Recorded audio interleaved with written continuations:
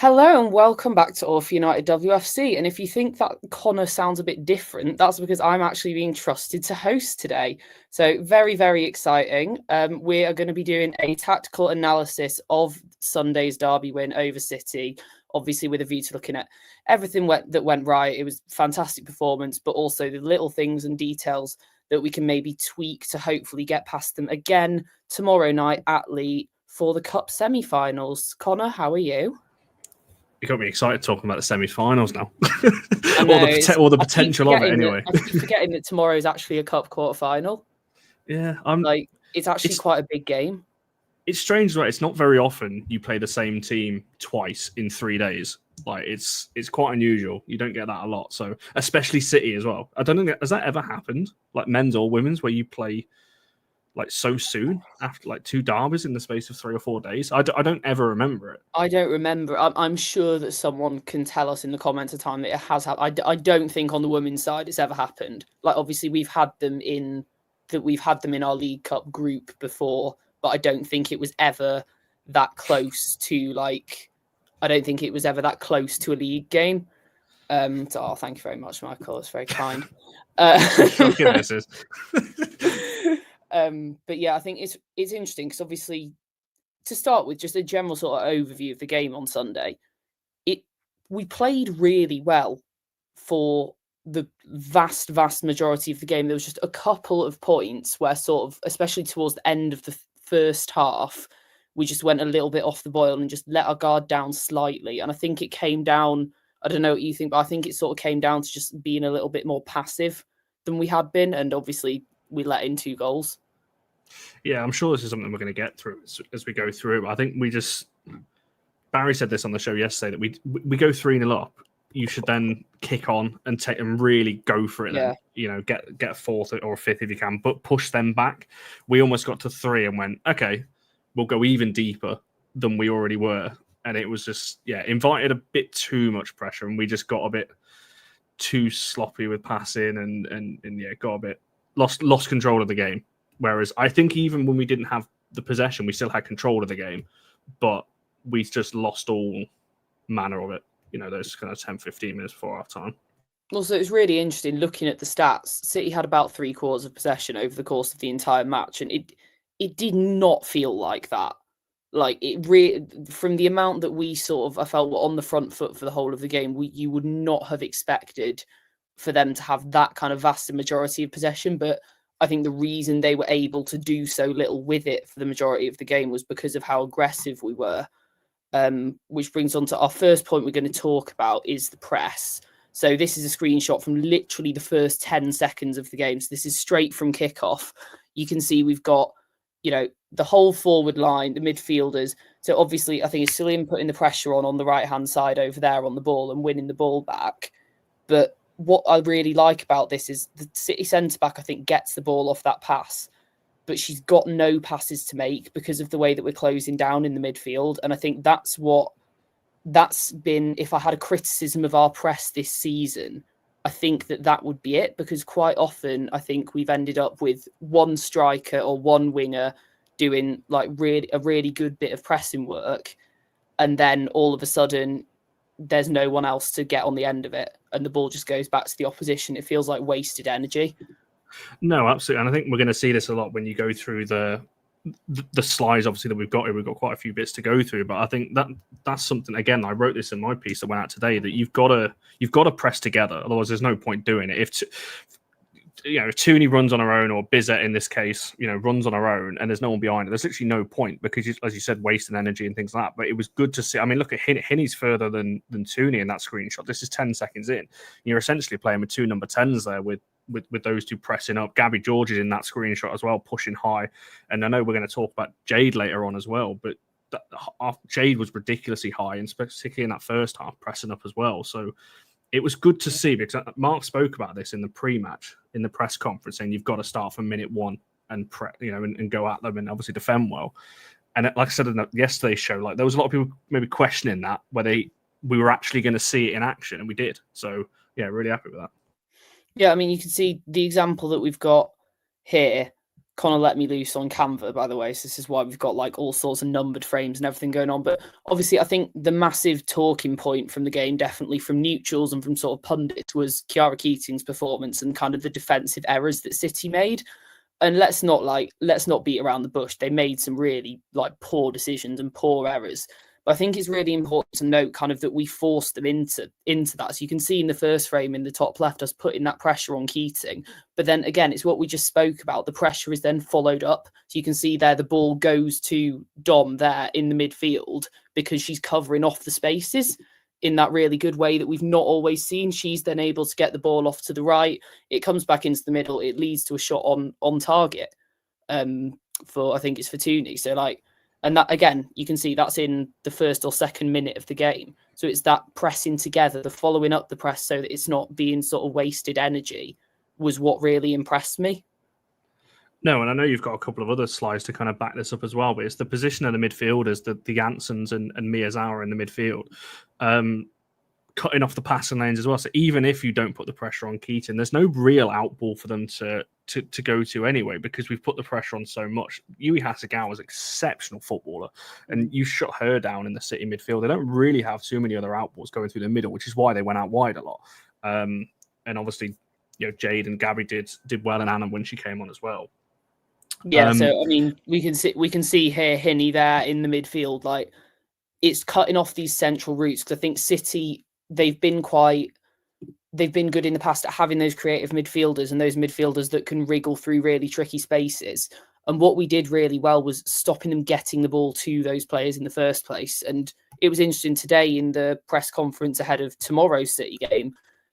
Mark Skinner was asked about Hinny Miyazawa and how she used to sort of play as a winger with Japan. She's now come into this more kind of central role with United, where she is sort of all over the place, really. Like you can see it from her stats from this game. She was absolutely everywhere. And I think she does incredibly well. She's quite physically slight. You wouldn't necessarily want to see her going into crunching tackles all the time on some of these players, like Jill Rod or your Viviana Miedemar. But what she does incredibly well is just closing off that space there. Like he blocks off that passing lane into a thing that might possibly be Jess Park in the middle. Yeah, it is. Like exactly. So that's the sort of thing that when we talk about pressing as a team, we talk about covering the spaces. That's really important. You can see sort of Dom and Hinny kind of played in this sort of double pivot kind of thing on Sunday, I felt. And it's not something we've seen that often, because obviously with Tooney and Clinton were pretty much constants throughout the season. And then Tooney picked up her injury. And then we've seen Clinton have a little bit of a knock, and she's sort of being, we feel like, eased back in. We've got to see the two of them playing together in midfield. And I felt that actually worked really well. Like you can see it here again. This is Hinny pressing up high with Jade, just completely boxing them in, not letting them get running down that side, because I think Mary Fowler was probably, I would say, one of City's standout players. Jade did an amazing job keeping hold of her, and we'll talk more about her later. But we stopped them getting running quite a few times. Just down this side, you can see the way that they're being boxed in. And then again, you've got kind of Tooney in the middle, like making sure that the pass can't actually, the switch can't be played, the ball into the middle can't be played. Yeah, I thought the press was really, really good. Well, it's as you said that when you're pressing as a team, that City are a very good side. They're going to get out at some point. They'll find a way of playing around it and things like that. But what we, like I said, talking about Hinny's position, which is why I made such a big thing of it on yesterday's show and how good she was, because it's that stuff off the ball that you don't always see. Like you said, that cutting off the passing lane. Janssen actually was quite good at it as well yesterday, just almost sticking to Jess Park or whoever it was that was kind of floating into those areas, but cutting those passing lanes off. Because again, like you said, you can box a team in, but if you go too high, and this is what I always say when people just say, oh, you can just run everywhere and really press them all the time. You're not going to be able to do that for 90 minutes anyway, because your fitness is never going to allow that. But also, so let's just say, for example, the front three and Tooney push high, so front four essentially, which is what we were doing at the start of the season. We were pressing the 4-2-4 a lot. If the front four all go and then there's a massive 30-yard gap behind them, it's not going to take a lot for City to just drop Jess Park in there or Miedemar or Broad, whoever it is, just to drop into that little pocket and then one ball over the top of them, and you've taken four of our players out of the game, which is what happened to us a lot earlier in the season. Albeit our press was good at the start of the season, it didn't take a lot to bypass four of our players. Whereas in this game, albeit I think we lost a little bit of control when maybe our fitness dipped and things like that. We didn't allow that pass into the middle of the park anyway. Pardon the pun. I didn't mean to say it like that. Into the middle of the park where You've Park led was me stood. on perfectly to this frame, which is from like right at the start of the second half. So we talked a lot about pressing as a unit, and I think a lot of people in the comments have been pointing out that as the game went on and maybe the players got a little bit tired, we did see that fall off a little bit, which I think is a fair comment. And also, I wouldn't be surprised if they were told just, if it's going well, don't feel the need to absolutely gas yourselves out because we've got to play these again on Wednesday, which I think is a fair point. And I think everything on Sunday, that was what I was really pleased with, was we gave pretty much 100%, but it was all done with the lens on it of like, we have got to play these guys again in 3 days. It's that sort of pragmatic approach, and we still managed to win 4-2. But yeah, speaking, the individual press as well, I've got this shot of Turland here. Granted, this is immediately after half time. She's got a bit more in the tank. But we've talked a lot about this season about controlling the transitions a bit better. And this is something where she actually just prevented us from having to do that. If you look at the amount of space in the middle of the pitch there, I was going to put a circle on it, but I didn't have time. Like, if you look at the amount of space in there, you've got Dom sort of over here, you've got Tooney here, but all these players you can see, I think that's Wahhabi making the run into the middle there. Like, Jess Park, I think, is there, sort of near Dom. But there's options there, right? For the City centre-back, I think it's Knark there, to play out to and to immediately move the ball 30 yards up the pitch towards United's goal. And we just did not allow it. Like, Turland's press there to come out and make that massive run. She started out somewhere back here, I think. Like, she closes her down so quickly and forces her into a sideways pass, which I think it's that sort of individual effort that sometimes we felt like we're just like occasionally lacking a bit in the big games, like that individual kind of dedication to just get to the ball. Like, we felt like we lost a lot of individual battles in the past, whereas I think in the minute, like at the minute, the individual battles on Sunday were a massive strength, and I think Turland was really, really good in those. Well, that's it. I think everyone looks at Turland currently with the 3 assists, obviously, in this game, and obviously that takes all the plaudits. But I think she pressed incredibly well, probably the best that we've seen her this season. Chasing players down. I understand why we backed off a little bit. Our press isn't as high and things like that. Like, as I said, you're not going to be able to do it for a full 90 minutes. And to be fair, once you're 4-2 up, you don't need to press all that much. You kind of just let City have the ball. And like I said, City had a lot of the possession, but I never felt like we were massively, I guess, under the cosh, so to speak. I'll move us to that side. When there's a 4 picture panel, I'm going to move us to the side. But I think when you're looking at it from Turland's point of view in particular, I just think it was a very good game from her because, and I know Skinner's spoken about this today with the conversation that he had with Tooney and so on. And there's various different things, and Skinner speaks a lot about you've got to choose the right moment to press and knowing when that moment is and what's the trigger for it. A trigger could be anything. A trigger could be when the goalkeeper gets it. A trigger could be a little bit of a loose pass. Has the defenders took an extra touch? It could be anything. The players have got to understand that I'm going to sound like Skinner now. The players have got to understand it in that moment when that trigger is. And when Turland goes, because she's the front one, she's leading that. When she goes, the rest have got to follow. Or at least 2 of them, which obviously Celine and Leah worked incredibly hard to back her up. Like I said, you don't just want to be running between centre-back to centre-back because they'll just pass it around you, and Turland will just be wasting energy if she's chasing centre-backs down. There's no point doing that.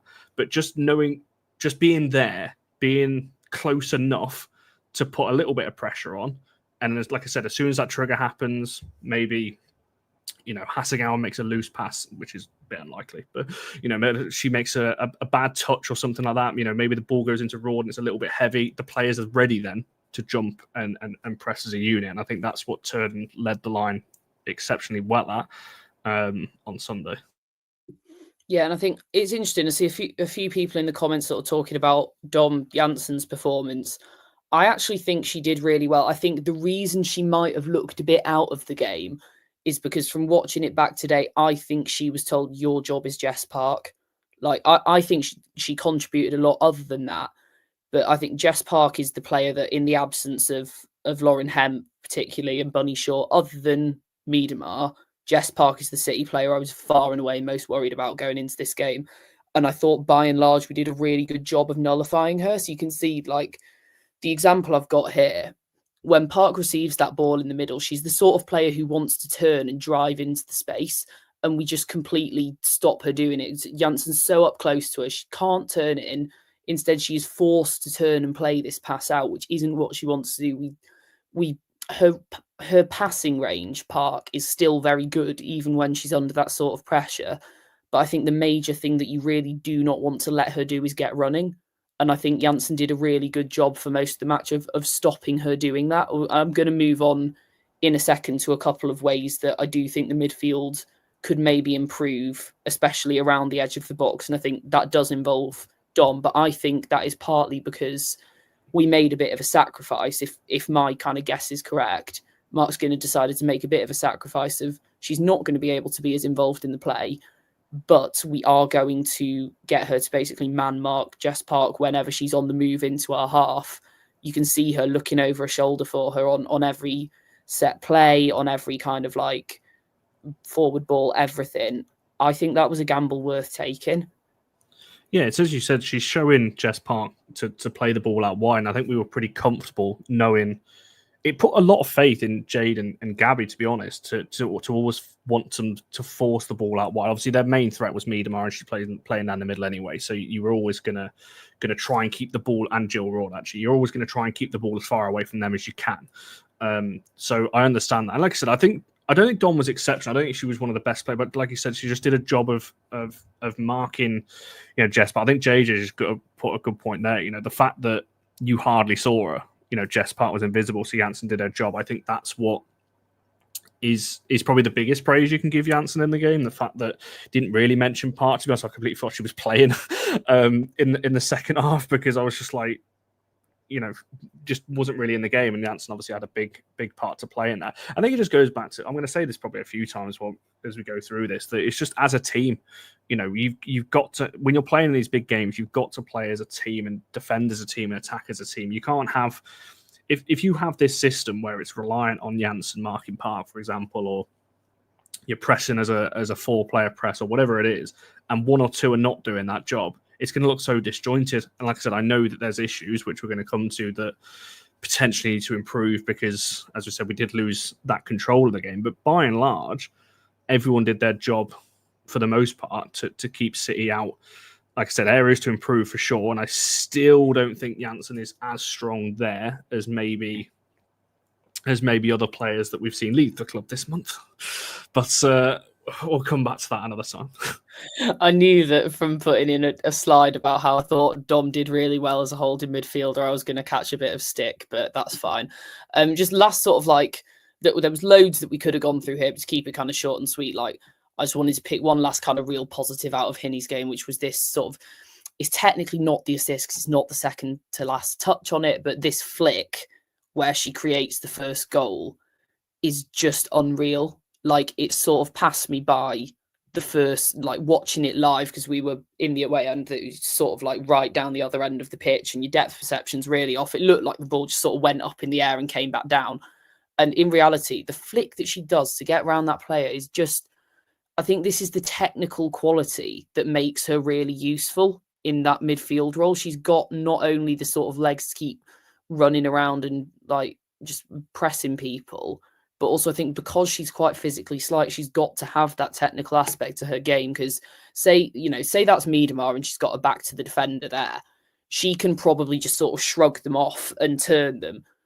Hinnie's not going to be able to do that, right? But that doesn't matter at all, because she can just flip him like rainbow flick it over her head and run past her anyway. And then obviously it goes through to Turland. Turland has a really bad attempt at a finish that ends up looking like a really good assist. And, Bob's your uncle and we're 1-0 up. So I think Hinnie was that was one of the best games I've seen from her in a United shirt. And again, in the right place at the right time. That comes from, I believe, if I remember serving me right, this comes from, again, us, because we're high. I mean, look how many players we've got in their half. I believe this came from their back, just playing it around the back. They chipped in. I think it was Janssen that broke the play up straight into Hinnie, and her awareness, you can see it in the first photo you've got there. Hasegawa right behind her, just to flick it round her. And like I said, just to play it straight through to Turland, who will say that she meant it just for argument's sake, but I don't know if she did. But as you said, that awareness to have, looking over her shoulder, Janssen's pass into her is pretty much straight away. Quick flick behind, move the ball forward. And this is why I'm such a big advocate of her playing and starting these games, because it's something I just don't think any of our other midfielders have got. I don't think, she, for me, is our most press-resistant midfielder. And those abilities and this little bits of magic that she can do as well. I don't think you can take her out of the team in these kinds of games. So obviously, it'd be intriguing to see how we get on potentially without her tomorrow. Yeah. I mean, we'll come on to in a bit changes that we might make or might be expecting to the lineup tomorrow, because I think it's fair to say there will be rotation. Mark Skinner was, wouldn't say clear, but clear enough to tell that was what he meant, that there would be rotation. I think he said either from the start or by the end of the game. So obviously, talking there about managing minutes throughout the game as well. It's sounding like me whenever you ask me like who I'd be playing. I go, oh, well, I can just sub them on. Anyway, Hinny and Dom, I thought, played really well on the whole. There are just a couple of examples I want to highlight, though, when we're thinking about ways that we can improve for tomorrow, because I think it's worth pointing out, like, City will not take this line down. They will not have enjoyed being beaten at the Etihad in front of the fans that were there. Like, sort of, I think they'll come out with fire in their bellies and they will really want to bring it back. So, I mean, just sort of looking here, I think our positioning when we were defending sort of just outside our box was a little bit of a concern for me. So, like, you can see here, and it comes sort of from, I guess, having two players playing slightly out of position. Obviously, it's been Dom's main position, but not her traditional one in holding midfield. I think Hinny was more defensive yesterday. Here, you've just got this situation where Dom's trying to occupy there alongside Maya, and then we've got kind of like, Jade's all the way out there, Hinny's right here, and is sort of isn't sure if she should be moving into. Oh, shoot. Hinny's not sure if she should be moving in to cover that pass or not. Yeah, that is the right slide. Apologies, guys. Give me a break. But yeah, like, Hinny's not sure if she should be moving in to cover off that pass or not. Like, and you can just see sort of the space that's just opened up on the edge of the box, because we're all being pulled over to this side of the pitch. Had they had the foresight to have someone like just pull off and run in here, then I think that would have that could have created much more of a danger for us. As it was, I think we were let off, but this is just kind of one example where I feel like maybe our positioning just wasn't ideal.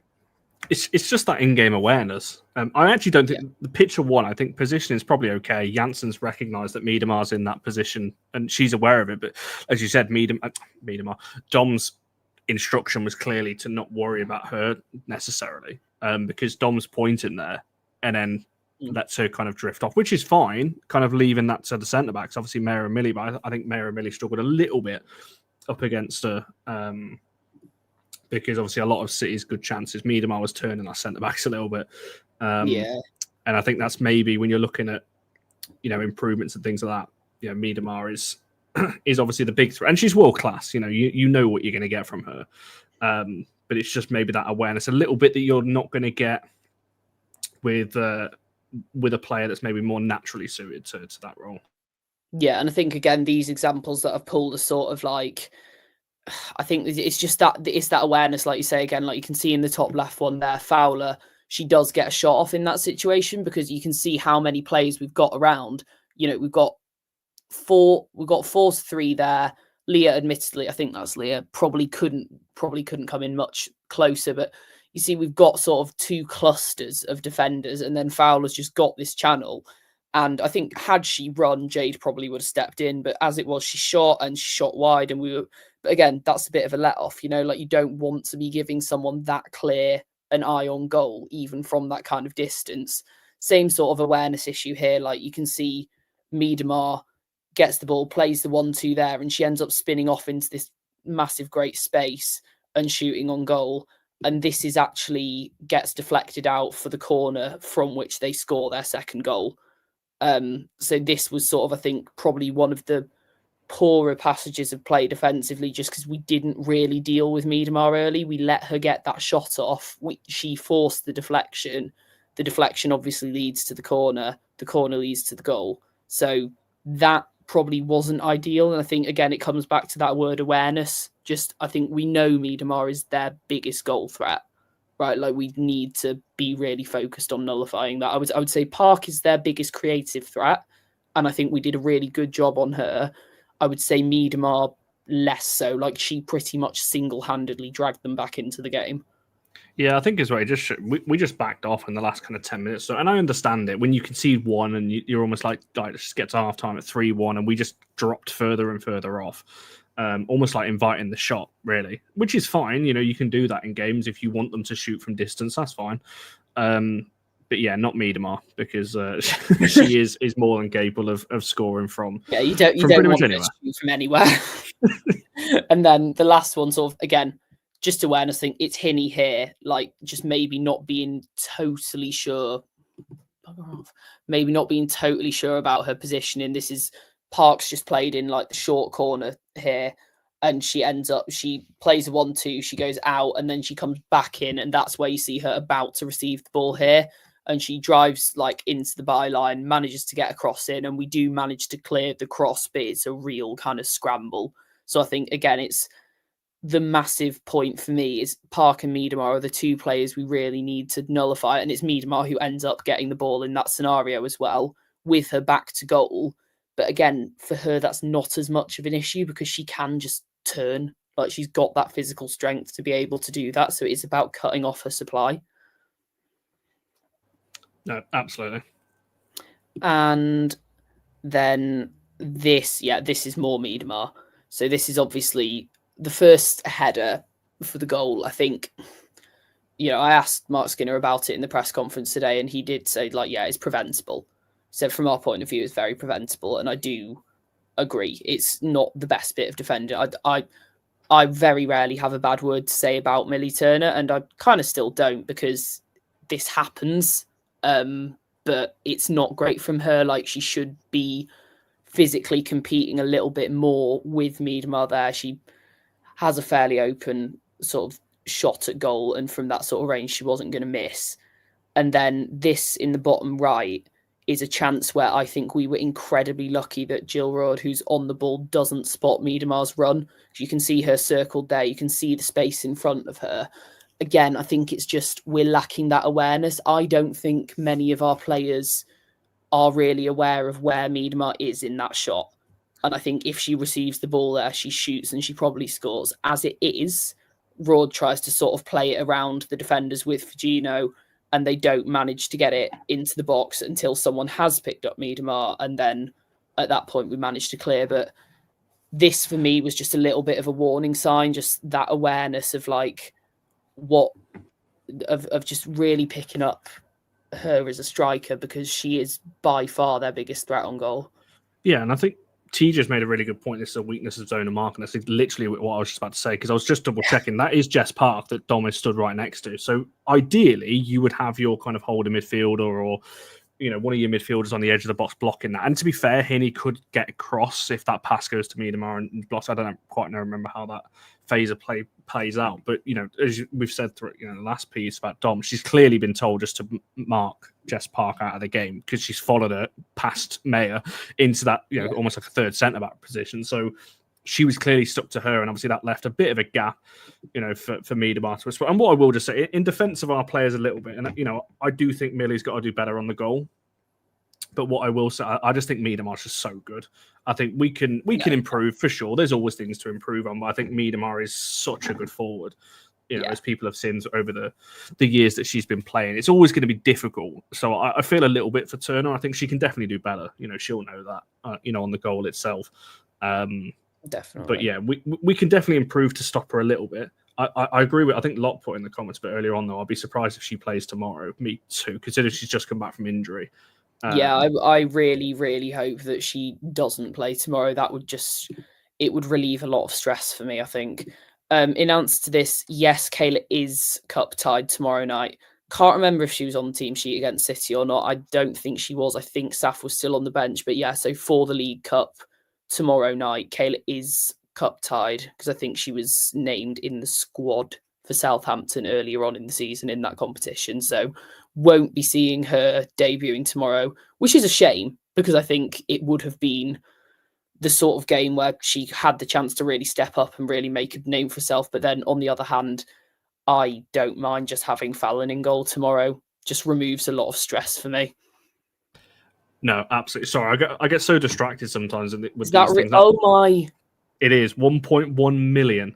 So for those of you that haven't just seen this, so this is So Wow. that'll be a record transfer, and that will be really just quite unfair of Chelsea. I think, to be honest, I just don't think they need Naomi Girma, and I just don't think it's really fair for them to have her.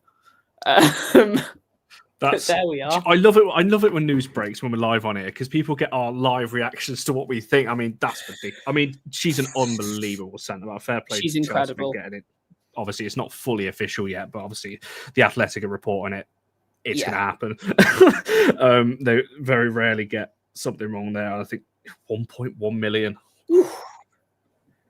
Which, wow. I mean, it's just is an incredible amount of money to spend for a team that are doing extremely well without, Like, I think that's the really exceptional thing about this. This is not a signing to, like, dig them out of trouble. This is a signing to make sure that they absolutely steamroll the league. Honestly, if I have any Chelsea fans in my DMs later, and I know there's a few that watch these shows as well, that always come at me saying, "Oh, we need her." Like, no, you don't. No, you don't. You don't need her. I'm not having that. So. Yeah, no, Michael's just pointed out first £1 million transfer in women's football. I'm pretty sure. I think maybe will it count? What's the? Is the pound higher than the dollar these days? I don't know what it is because it's $1.1 million. I don't know what that translates to pounds. I don't know. This is the sort of thing that I usually just kind of put into Google. But well, that's our live breaking news that's derailed the show somewhat. Moving back to United, I'm sure that we'll have so much fun talking about it when we play Chelsea. Next thing that I wanted to touch on. So we talked, I've seen a lot of talk in the comments about does Gabby George start tomorrow? And I think, first of all, from a sort of like rotation point of view, I think that's a very obvious switch to make is Anna Sandberg in for Gabby George because it's pretty much straight swap. It just gives her a little bit of a rest. Like I think it will happen either way. But I also think it's worth talking about kind of what Anna Sandberg brought when she came on in this game. I thought she did really well to cut out she dealt really well with Mary Fowler. There is the situation that you see here. You see her her awareness, that sort of thing that we've just spoken about that was lacking at some other points in the game. Her awareness is fantastic here. So she comes out and she closes down Fowler, stops her from turning, forces her to play the pass outwards. Fowler then tries to play a little 1-2, and she has the awareness, rather than just following her player, to track back into the box, and she cuts out the cross that would have otherwise been racing towards these three City players in the box. This is with 15 minutes to go. So, like, that's a really important block. I don't think it's difficult to imagine the momentum swinging if that goes in as a goal. So I thought she entered the game with a really good awareness, a really good maturity defensively. And I also think another reason I'd be starting her tomorrow, I think she starts anyway. Another person I expect to start is Lily Murphy for City, who came on for that sort of, I think she came, she came on for either Miedemar or Jess Park, and she played on the right, and she is just really, really fast. So she's a fantastic young player. I think she's 18 or 19. She's a teenager still. And the main attribute that I think makes her worrying up against Gabby George is pace. And that's absolutely no disrespect to Gabby at all. I love her, but I think Lily Murphy would absolutely burn her away. We saw Sandberg at full stretch to keep up with her when they were running down the wing together. And I expect Murphy to start tomorrow because I think it'll be seen as a very good opportunity to get her some minutes. And I think Sandberg is a much better match for her. Yeah, I mean, I'd expect Sandberg to start tomorrow anyway, but I feel like it's a shame with Gabby because she wasn't as...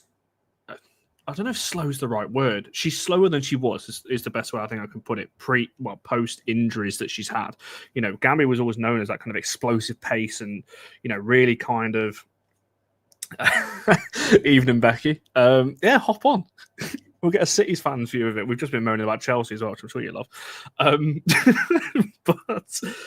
But Lot's right. Pre-injury Gabby was really quick. That was one of her main strengths. She was explosive, you know, powerful on the ball. And I feel like she's lost a bit of that. It's not a surprise with her ACL injuries that she's had, but I think that's maybe a little bit of a thing for her, that she gets beat a little bit like that. Don't get me wrong, she's a very good defender. I think she blocks very well. She reads the game well. Anna's just got that bit of extra pace about her. And I also think she's a little bit better at reading the game at the moment, which is a real testament to... That's not even a knock on Gabby. That's a testament to how good I think Anna is in terms of that defensive awareness and the pace that she's got. So it'll be intriguing to see it. Like I said, I'm fully expecting Anna to start tomorrow, but I think moving forward, I do think there's going to be a conversation about that. We've also got Blundell to come back in, you know, in a year's time as well. You know, there's good options and good competition for that spot. There's a lot of competition for that, which competition for a fullback place is really not like something that we're used to seeing. We're usually going, please, can we have a fullback? Where are they? Or they're all injured. So that's nice. But speaking of fullbacks, I do want to move on to Jade Riviere, because as a lot of my tweet about Jade for some reason picked up loads of likes because I just said how I thought she was really good, basically. And I thought Jade Riviere was absolutely exceptional. So obviously this is really good timing because me and Connor, as we spoke about last week, she's just signed this new contract through to 2028. And I think this game was sort of the perfect case study of what she adds at the back and also going forward. So this is really early on. This is right after the team has pressed. In fact, I think it might be the same screenshots as from earlier. Right after the team has pressed and forced Keating to play the ball long. That's Jade all the way up there, way into the attacking half, challenging and intercepting the ball. Bear in mind, she's not massive, right? She is not a terribly tall player. So to be making that sort of high claim for the ball is great, and just such a great show of intent really early into the game as well. So I thought going forward, she added loads. She, I think I'm right in saying, played more passes into the attacking third. Yeah, played 10 passes into the final third, which was the most of any player on the pitch. She had 2 out of 2 100% successful dribbles, and then also 8 recoveries, which was only behind Celine. She was dispossessed 0 times, only dribbled past once. I also want to point out that these stats are clearly missing a little bit because according to them, she only won 1 tackle and she didn't make any blocks, which is not true. I had a big issue with that. So again, people, I'm going to plug my own article that I wrote yesterday, went out today for the cutback. And I was going to put some stats because I wrote a whole piece on Jade, you know, and how good she was in this game. And I was looking at her stats and it was like 0 blocks. I was like, are you having a laugh? I've got a full video here that shows at least 5. Here, for instance, like, so this book, I spent the entire, this one, first of all, I want to talk about. So this is just before half time when City were just like building back their momentum. You can see from the scoreboard there, 3-1 at this point. And from this position, she manages to block the ball out for a throw-in. Like, bear in mind, again, Mary Fowler's been one of their best players for the whole game. It's one thing to get the block in. It's another thing to manage to not concede a corner in that situation. That's the sort of detail that makes a massive amount of difference. And then this one, again, I did spend, because I was traumatized from watching her at the Etihad last season and she got injured, I just spent the whole game praying for her to just come out of it in one piece, basically. And this block on the bottom right was the closest she came to not managing that, because in fairness to Mary Fowler, like, I don't think it is her fault. Jade gets the ball and then Fowler's she's following through and she collides with her. But this, again, an absolutely fantastic block. Like, you can see in the background, people are queuing up in the box to get on the end of it. And instead, she just completely nullifies the threat. And I just think she's just amazing. Really, like, it's not the most articulate tactical analysis I've ever done, but I just thought Jade was massive. Like, no, I agree. And like I said, that's why I went for a player of the match yesterday, because I just think, like I said in my when I was talking about this yesterday, I think if a winger has to swap sides, your fullback is doing something right, because there's no other reason really for them to swap it, like I said, unless you want an inverted winger. But I think this just sums Jade up. She's never been the big flashy player. She's never been the front woman of a team. She's never been that kind of the big vocal one or anything else, albeit her little chant in the dressing room went down very well. She's never been that player, but I feel like now people are starting to, the way I worded it in my article was that the wider football, I guess, sphere is now starting to take notice of her. And I think it was very important that we got her down to a longer term contract, because there were definitely clubs that were starting to take a bit of an interest that are, higher up, higher echelons of kind of Champions League level, that were kind of looking at this kind of player. And I think that's the level we're talking about. And, Georgia made a big claim yesterday that her ceiling is potentially higher than Honour's. And I do tend to agree, to be honest, that what we're seeing, her attacking ability, her defending is unbelievable, kind of one-on-one defending. If a player's running at Jade, I'm never really worried. It's similar to how I used to feel with Wan-Bissaka on the men's. It's almost like run at them then, try and beat them, because you're not going to. Obviously with Jade, the big thing is just staying fit. I really hope she can go from now to the end of the season completely unscathed. I hope she's nowhere near the pitch tomorrow night, to be honest. Save her for Brighton on Sunday. Just give Ethan Mannion the run out tomorrow. Because we need her for the league, and for the FA Cup run, should we obviously go on that as well. But yeah, she's an unbelievable fullback, and I think, as I said, I truly believe she is in that conversation at the moment for the best in the league in terms of in a fullback position. She could obviously go even higher than that. And I think yesterday's Sunday has just shown what a good defender she is and how much we've missed her, because, like I said, she's been in and out of the team ever since she signed for us, kind of with injuries. Obviously, she came in when Honor was there, and that was always she was always going to struggle for minutes there. But she had a lot of injuries kind of in and out of the team. And even this season, she had a bit of an injury that took her out for a couple of games. And you notice it. We really notice when she is not playing as the right back, defensively and offensively. So, yeah, I can't speak highly enough of her, and I'm just so glad that we've got her down to till 2028 plus maybe another one. Yeah, I think she's so just this one that I've pulled here as well. Like she's such a well-rounded player, like defensive, attacking, on the ball. I think off the ball her positioning is really good, and also she does have that pace to get back in when she needs to. But like this one, for instance, is when she kicks it over her head, a little bit like Hinney, to be fair, but just a lot further back on the pitch and without resulting in a goal. But she just flicks it back over her head, turns, spins, and goes off. The confidence to do something like that on the ball, down by your own corner flag in the 23rd minute of a game, is just nuts. Like, I just think her awareness, her sort of, she's not the most physically imposing player on the pitch, so she plays to her other strengths. She can stretch into tackles rather than absolutely crunching someone. She can wiggle around people, play the ball up in the air, and sort of use her feet and make the right decision under pressure. There was plenty of screenshots that I pulled that I had to cut out because I had way too many, of her kind of finding that really nice pass out into the midfield and that outlet under pressure. Equally, ones of her getting up high on the wing, helping out Celine. I thought the two of them worked really well in tandem, that right-hand side. I just thought she was definitely one of the highlights of the game for us, along with obviously Tooney, who, forgive us, I feel like it's ridiculous that we've done the show not really mentioned her, but there is not much to say about Tooney in that game other than that she was incredibly clinical. I thought that she was a key part of the press. That's something that was overlooked in the sort of in the goals that she scored. Obviously stole the headlines, but I thought that her pressing was a brilliant kind of like attribute to her game. And she, 3 shots, 3 goals. It's the sort of productivity that you just absolutely love to see from her. I'm so glad that we're seeing her get back to her best. And I think as well, again, I said this yesterday, but just the fact she's enjoying the game again, that you can see it when she's playing, she's enjoying playing football again. Obviously, she's scoring, which obviously helps.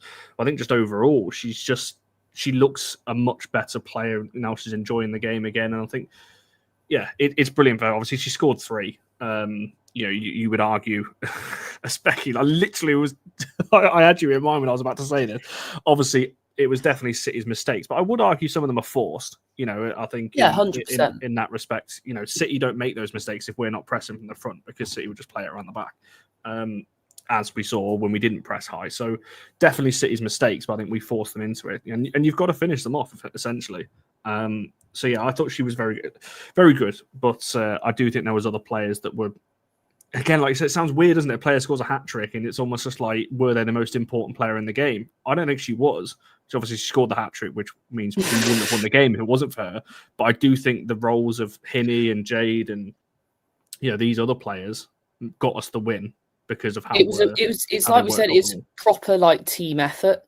It didn't feel like what we've had where it feels like one person, like you have on the men's side at the minute with Ahmad, comes and digs them out of every hole that they worked themselves into by being not particularly good. Sort of like, it doesn't feel like that at the moment on the women's side. Like that on Sunday felt like a proper team performance. It felt like it really was a contribution from a lot of different areas of the pitch and a lot of different players that pulled it together. So I was just really, really happy with it. It's just hopes that from Michael. I think Becky, you've made a mistake coming into the comments. I'll message you afterwards, Becky. I'll send you a few violins or something. I want to go through a couple of the comments that we started as well. Talking about, I think, the midfield now. Obviously, having said Tooney was extremely important, Hinney was extremely important. Grace, when she came on, I thought did well. I don't think she did anything wrong. Obviously, just coming back in from injury, I want to see us treat her with caution because she is still so young and she's such an important player for us. That's nice. But I think, in terms of the midfield tomorrow, like, I want to go through the whole starting lineup really, but let's start with the midfield because why not? How would you be lining up the midfield tomorrow based on how well a lot of people have played? It's a hard choice now. It's almost like a two-part question. Is because if you're asking me who I would start tomorrow, I'd be giving them all a rest. Obviously, we can't do that because we don't actually have the players. When I was thinking about this earlier and thinking like, how many players can we actually change? We don't have that many because we've either loaned them out or sold them. So we don't actually have all that many players to rotate in. What I think it's going to be. I would imagine Simi goes in and Grace goes in. Who that other midfielder is, I've got no idea. Maybe it's Tooney still. Maybe half and half. Maybe Tooney plays there, and I don't know, but.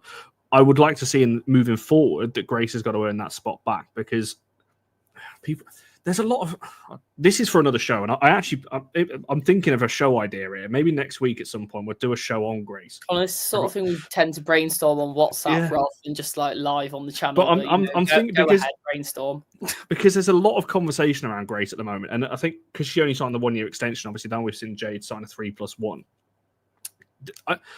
I would still say a lot of the fan base obviously still love Grace, and everyone's going to love Grace, in a United shirt. But there is a lot of online discussion about just getting rid of her in the summer if she's not going to commit her future. And I think it's definitely, a conversation to have. And I think I'm going to come back to that because that's another kind of conversation. But what I will say, I think that's a conversation, but I don't think it's right. Like I can understand. Well, why no, you can say it, but we'll get you on the show as well. Yeah, do. It's the same issue as we're having with I feel like I make comparisons to the men's side all the time at the minute. And it's because I'm doing so much work on channels about the men's side. It's this thing about getting rid of Garnacho. He's 20. This argument that we should be selling off players just because right now they're not the best they can be, as if they don't have massive potential to develop. I get the frustration of the idea of another player hitting the end of their contract and then just leaving for free is massive. And I really do feel that. But I think the idea that I don't know. I think we all need to take ourselves back to this summer when we were so desperate and so happy when she didn't stay at Spurs. Let's just rekindle that for a minute and remember where we are a bit. I think what I was going to say, like I said, I want to come back to it. We're going to do, a show on some of these contracts, and we'll talk about it as a separate thing. But what I will say on Grace is, and like I said, this might be a little bit controversial. I don't think she was as good as people made out leading up to Christmas. She had a very good, I think, first 5 or 6 games, and I think she dropped. It was maybe the first or second England camp. When she came back from that camp, she was not the same Grace we saw in the first part. I don't know why that is. She got the goal against Palace, so she's clearly got that goal scoring kind of in her. But I don't think maybe she was as influential on the team as she was in the first part. So in terms of what I would be doing now, I think she's got to earn that spot back. I think Hinney's playing that well. Tooney's come back in and earned her spot back. It's always going to be Dom in the 6th position. So for me, Grace has got to come on and prove why she's better than Hinney or Toon to get into that 11 again. Because what I don't want to see is for Grace just to be forced back in the team, and then we see Tooney out on the left again, and we're just back in the position that we were at the start of the season when we're trying to fit players in just for the sake of fitting players in. Yeah, no, I think I do agree, and I don't by praising Grace. I'm not saying she walks back into a spot by any means. I think there's competition across those positions. I think, there's this discussion about should Toon and Clinton play together? Like, does it work? Can we make it work? Because I think there was a view coming into this season that they were both like undroppable players, basically, because Toon has been such a massive player for us and continues to be, because Grace had performed so incredibly well at Spurs, and there was so much kind of hype around her coming back, and I think rightly so. I think she's been great. But I think, this discussion of like, how do we make it work? Because are they both undroppable? I think Hinney's showed them both that they're not. Like, and it may have been enforced, obviously, with Tooney getting injured and then Grace picking up this sort of minor knock as well. It gives someone else a chance. And I think Hinney has really shown that she deserves that opportunity to make, because for me, I can't think of I can think of quiet games she's had. I can't think of a single bad game that I've seen her have. No, I tend to agree, and I think that's what I mean. I think, and Hinney's a different kind of player anyway. I think, like I said, Hinney's got qualities that Grace doesn't have. Grace has got qualities that Hinney doesn't have, and I think so. It's different kinds of players when you look at that from that point of view. So yeah, it's an interesting conversation. I think, like I said, but for tomorrow, like I would just be giving players rest. I think, like I said, I think everyone that was on the bench probably starts, bar Saf maybe. But yeah, I would just I quickly start this. We're not going to put those two in the same conversation because Watson is going to be twice the player that Bon Matty is, all for the Scots, and Emma Watson is going to be the best player we've ever seen. Trust me. Sorry, Emma, if you're watching this, all that pressure been put on you. But no pressure there. Last thing I want to sort of touch on going into tomorrow as well. Is there anyone that, I mean, I know our rotation is just not that like. Our rotation is pretty limited because of the amount of players we've sent out on loan. Do you think that any of the youngsters we've got on the bench are pushing for starts, are pushing for minutes tomorrow? I mean, we've seen Mara Griffiths on the bench a few times now in the Cup and in the League Cup, and I think I'm right in saying she hasn't made her debut yet. I mean, I guess it massively depends on how the game's going, but like, how much rotation are you comfortable with tomorrow? Because obviously City will rotate as well, but it's still City. Well, this is the thing with City; they've not got all that many players to rotate with. So I tweeted a City fan earlier and just said, like, can you see much? And it's just like they don't have all that much to rotate with. So we'll probably make more. If I'm being totally honest, I would expect 6 in terms of youngsters. Griffiths is obviously the closest. That's the thing. I don't know who else there is because the youngsters that maybe would have featured in this game, like the Newell or Simpson, they would have played in this, I would have thought. And they're not here. So Jess Anderson was on the bench against West Brom. I think she's still 16 or 17. I think that's probably too early for her. I think it was also, I could be wrong, but I believe it was her first time in the squad as well. Because I saw her name on the squad like team sheet, and I had to do some proper like digging because she's not even got like a profile on United's website. So like it was a bit. I think it was her first time in the squad, and I think it's probably too early for her. But in terms of rotation, I would keep Fallon in net. I just think I think for a keeper, the conversation around rest is slightly different as well. Like it's a difficult job. It's not the same physical tolls. I don't have an issue with playing Fallon tomorrow. I think she can play tomorrow, still be fine on the weekend. I think I would be bringing in Sandberg at left back and then centre back pairing. I mean, the rest of the defence is a bit of a question. Like, I would really like to rest Jade, but then you bring in Aoife for her, I guess. But Aoife's not played in so long.